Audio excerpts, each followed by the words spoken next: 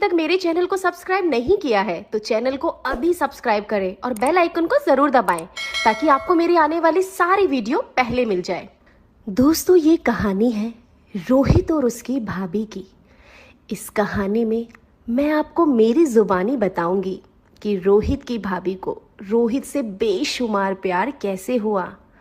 और हाँ, कहानी बहुत ही मज़ेदार है।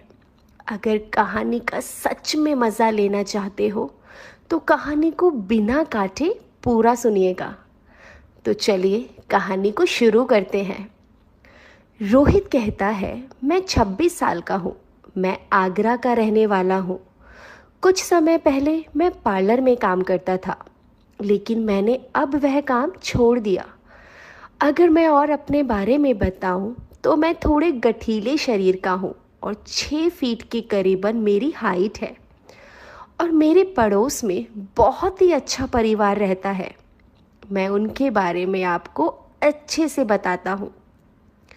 उनके परिवार में मेरे अंकल जो 56 साल के हैं और आंटी जी 52 साल की है, भैया जो 38 साल के और भाभी जो 35 साल की है, और दीदी है जो 28 साल की है। और दीदी की शादी 19 अप्रैल 2021 को थी। और अंकल आंटी ने मुझे शादी से 20 दिन पहले ही बोल दिया था कि रोहित, तू अपने ऑफिस से 1 तारीख से छुट्टी ले लेना क्योंकि तेरी दीदी की शादी 19 अप्रैल को है। दीदी मुझसे 2 साल बड़ी थी तो मैं उसे बड़ी दीदी ही बुलाता था। पूरे परिवार के लोग मुझे अपने बेटे जैसा मानते थे। और जैसे कि अंकल आंटी ने बोला था 1 तारीख से छुट्टी ले लेना, तो मैंने वैसे ही 1 तारीख से छुट्टी ले ली और शादी के कामों में हाथ बटाने लगा। जैसे जैसे शादी के दिन करीब आ रहे थे वैसे वैसे रिश्तेदारों का आना शुरू हो गया था। उन्हीं रिश्तेदारों में भाभी की एक बड़ी बहन थी। उसका नाम प्रीति था। मैं उनके बारे में आपको थोड़ी सी जानकारी दे देता हूँ। प्रीति की लंबाई करीब 5 फीट 4 इंच थी और उसका रंग दूध की तरह सफ़ेद था। उनकी आंखें बड़ी बड़ी थी और गर्दन लंबी थी। यूँ कहें तो देखने में काफ़ी खूबसूरत थी और उनकी उम्र से वह बहुत ही छोटी दिखती थी। उनका अभी तक कोई बच्चा भी नहीं है।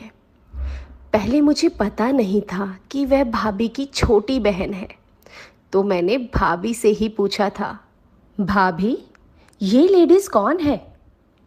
तो भाभी ने बताया था कि यह मेरी बहन है। और जब मुझे पता चला यह भाभी की बहन है तो मैं आते जाते उनसे मजाक कर लिया करता था। एक दिन आंटी ने मुझे बुलाया और बोली, हम भात नोतने जा रहे हैं, तुम अपनी दीदी का ख्याल रखना। तो मैंने कहा, ओके आंटी जी, आप चिंता ना करें, मैं दीदी का अच्छे से ख्याल रखूँगा। कुछ देर बाद सभी चले गए। मैं और दीदी शतरंज खेलने लगे। लेकिन थोड़ी देर बाद बड़े भैया भाभी की बहन प्रीति को वापस घर छोड़ने आए। दीदी ने भैया से पूछा कि क्या हुआ, तो भैया ने बताया इनकी तबीयत अचानक से ख़राब हो गई, इसलिए मुझे इसे घर वापस छोड़ने आना पड़ा। फिर भैया मुझसे बोले, रोहित जल्दी से जा और डॉक्टर अंकल को ले आ। उनके कहने पर मैं भी तुरंत बाइक लेकर डॉक्टर अंकल को बिठा लाया। फिर डॉक्टर अंकल ने प्रीति भाभी का चेकअप करने के बाद कहा, मुझे लगता है इनकी आंतों में थोड़ा सा अल्सर है, इन्हें मेरे क्लिनिक पर लाना पड़ेगा। लेकिन भैया को अंकल आंटी के पास वापस जाना था, इसलिए वह थोड़ा चिंतित हो गए। फिर मैंने भैया से कहा, आप जाओ, मैं इन्हें अपनी कार में दिखा लाऊंगा। भैया को थोड़ी सी तसल्ली हुई और वापस चले गए। फिर मैं अपनी कार में प्रीति भाभी को डॉक्टर के पास ले गया और दीदी को बोल दिया था कि वह अंदर से दरवाज़ा बंद कर ले। डॉक्टर ने क्लिनिक पर प्रीति भाभी के सभी टेस्ट किए और बताया इनकी सभी रिपोर्ट्स अगले दिन मिल जाएगी। फिर मैंने डॉक्टर से पूछा कि क्या मैं भाभी को घर ले जा सकता हूँ। तो डॉक्टर ने कहा हाँ, ले जाइए। उसके बाद मैंने काउंटर पर फीस भरी और दवाइयाँ लेकर वहाँ से भाभी को लेकर घर आ गया। मैंने अपनी गोद में उठाकर भाभी को कार से निकाला और अंदर कमरे में ले जाकर लेटा दिया। भाभी को मेरा व्यवहार इतना अच्छा लगा कि उनके दिल में मेरे लिए एक अच्छी जगह बन गई। फिर मैंने उन्हें गर्म दूध देकर दवाई दे दी। अब तक शाम के 7 बज चुके थे। फिर मैंने अपने और दीदी के लिए चाय बनाई और दोनों ने साथ में बैठकर बातें करते करते चाय पी ली। फिर हमने देखा कि प्रीति भाभी सो चुकी है। हम दोनों अकेले थे तो हम शादी के कार्ड पैक करने लग गए। हमने कुछ टाइम में ही सभी कार्ड्स पैक कर दिए थे और उसके बाद अंकल आंटी और सभी सदस्य घर वापस आ गए और सीधा भाभी के पास चले गए। हम दोनों से कुछ नहीं पूछा। कमरे में आवाज़ होने के कारण भाभी भी नींद से जाग गई थी। फिर भाभी कहने लगी, रोहित ना होता तो मेरी जान ही निकल जाती। बहुत ही नेक लड़का है। यही मुझे कार से डॉक्टर के पास ले गया, मेरी पूरी देखभाल की और मुझे टाइम से दवाइयाँ भी दी। यह सुनकर सभी लोग बहुत खुश हुए। फिर सभी ने मुझे आशीर्वाद दिया और भैया ने तो मुझे गले से लगा लिया। सबके साथ हंसते बोलते मैं वहीं सो गया। सुबह मैं जब उठा तो देखा सुबह के 4 बज गए थे। मैंने भाभी को जगाया कि वह अपना दरवाज़ा बंद कर ले, क्योंकि मैं अपने घर जा रहा हूँ। हालांकि उस दिन संडे था तो उस दिन मेरे धंधे की छुट्टी भी थी।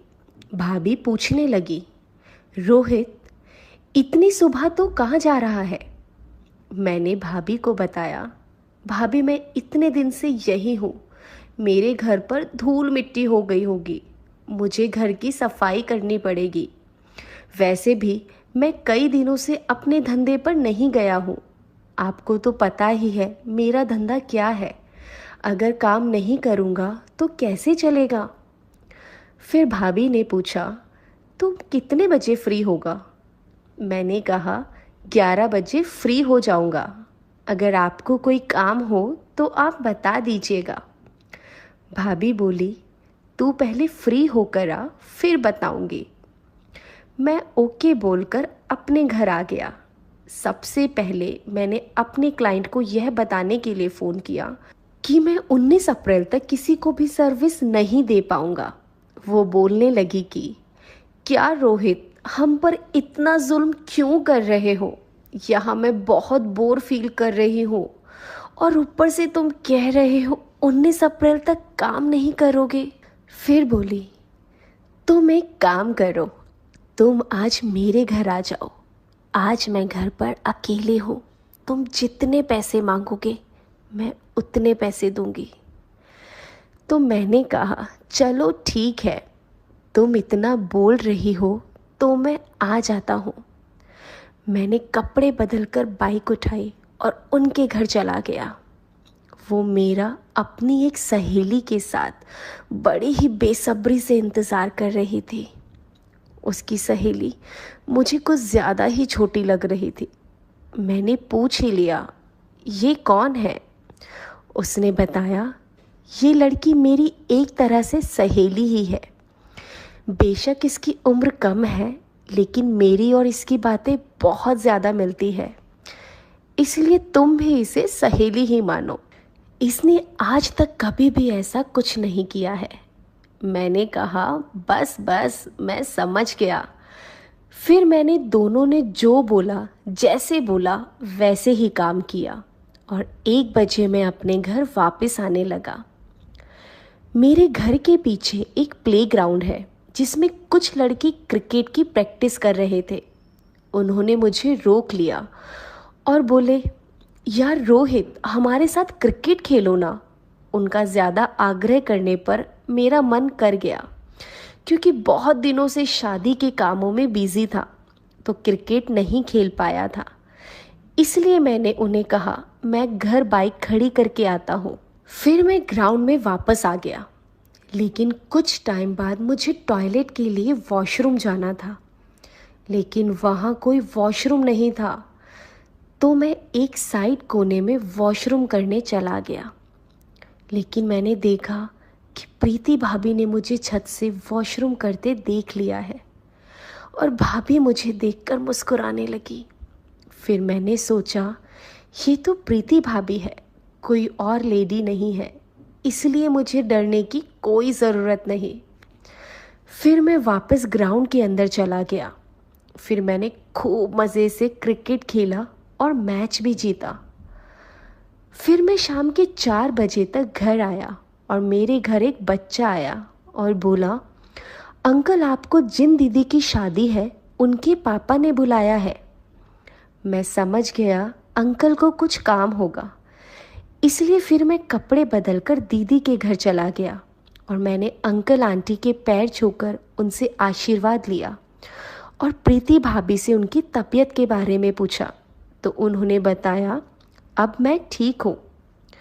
फिर मुझे अंकल ने अंदर कमरे में आने को बोला और बोला, बेटा ये कुछ कार्ड्स बांटने हैं, तो तुम कल सुबह अपने भैया के साथ जाकर ये कार्ड्स बांट देना। मैंने कहा, जी अंकल आप चिंता ना करें, मैं सभी कार्ड्स बांट दूंगा।